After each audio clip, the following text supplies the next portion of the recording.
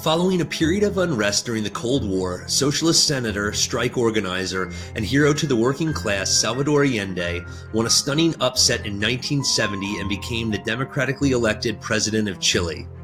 Nixon, who feared the spread of socialism, ordered the CIA to conduct economic warfare against the nation, telling them to make the economy scream. But when that failed, the U.S. sowed the seeds of discontent and backed the coup led by military strongman Augusto Pinochet. Up until the late 1960s, Chile was a docile client state of the U.S., but when capitalism and American business transformed the country, impoverishing the Chilean people by stripping them of their natural resources, a strong working class began to rise. In 1970, Unidad Popular, a coalition of the socialist, communist, and radical parties, won the presidency in a plurality, delivering a massive blow to the two U.S.-backed capitalist parties. The U.S. feared the example of a well-functioning socialist experiment and exerted diplomatic, economic, and covert pressure on Chile's economy, fearing the Chilean way to socialism. After the election, the U.S. State Department designed an attack, later named Track 1, to stop the inauguration of Allende, and instead confirmed the conservative runner-up Jorge Alessandri. But Alessandri resigned, disrupting U.S. plans. Salvador Allende took office and the peasants began to rise up against the capitalist class, taking direct action and appropriating states and factories. Within a year, Allende became one of the most successful and beloved leaders in the country's history, as real wages rose 20%, while wages for blue-collar workers rose a staggering 51%.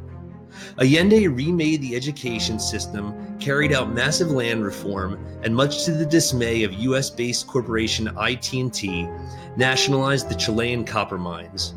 Harold Granin, IT&T's chairman, stated, "We have grave concern for the outlook of IT&T investment and are willing to assist financially in any government plan to help protect private American interests in Chile." Nixon and his Secretary of State, Henry Kissinger, adopted the now declassified National Security Decision Memorandum 93, a plan of covert operations, brutal economic warfare, and the groundwork for a military coup in order to restructure the Chilean economy along lines acceptable to U.S. business. A cable sent from Washington, D.C. to the head of the CIA in Chile said, "It is firm and continuing policy that Allende be overthrown by a coup." Nixon ordered the CIA, jokingly referred to as capitalism's invisible army, to create conditions for a coup. However, the U.S. actions to destroy the Chilean economy were not enough, and in 1972, Unidad Popular increased its number of congressional seats.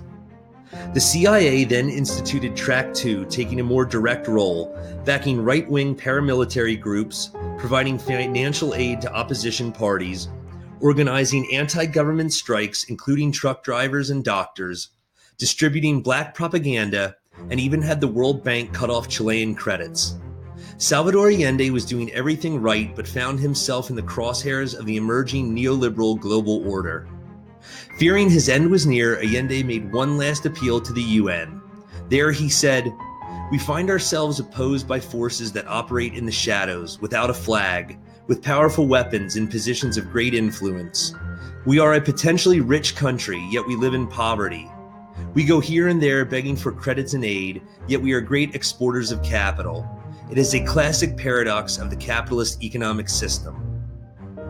Later, on September 11, 1973, the Chilean military, led by fascist General Augusto Pinochet, launched a surprise attack on the country starting at 7 a.m. By 9 a.m., they controlled the entire country with the exception of Santiago.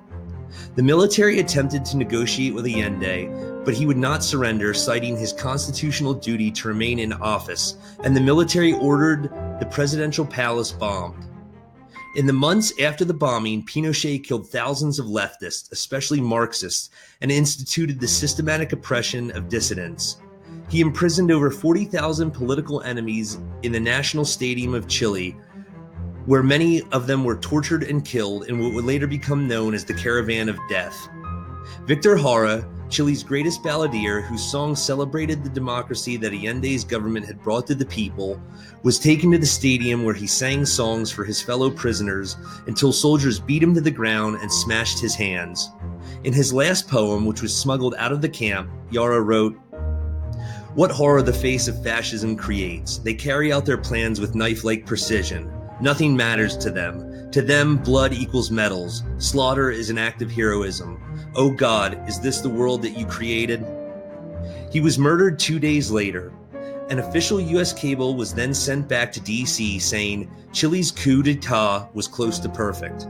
Perhaps the most devastating revelation of this coup was that it was just one part of a broader coup called Operation Condor, the major purpose of which was to root out socialists and communists from the region and suppress any potential opposition. When the Condor allegiance dissolved, it was estimated that over 60,000 people in Chile, Argentina, Brazil, Bolivia, Paraguay, and Uruguay were killed. These atrocities helped lay the groundwork for a glib remark repeated by contemporary leftists who state, socialism can never work, that's why capitalism spends millions of dollars fighting it everywhere it appears. Noam Chomsky commented on the US-backed coup, comparing it to what happened to America on September 11, 2001, saying, suppose that on 9/11 the planes bombed the White House, killed the president, established a military dictatorship, quickly killed thousands, tortured tens of thousands, was carrying out assassinations, and drove the country into one of the worst depressions in its history. Suppose that happened. It did happen, on the first 9/11 in 1973, except we were responsible for it, so it didn't happen. That was Allende's Chile. You can't imagine the media talking about this. Thanks for watching.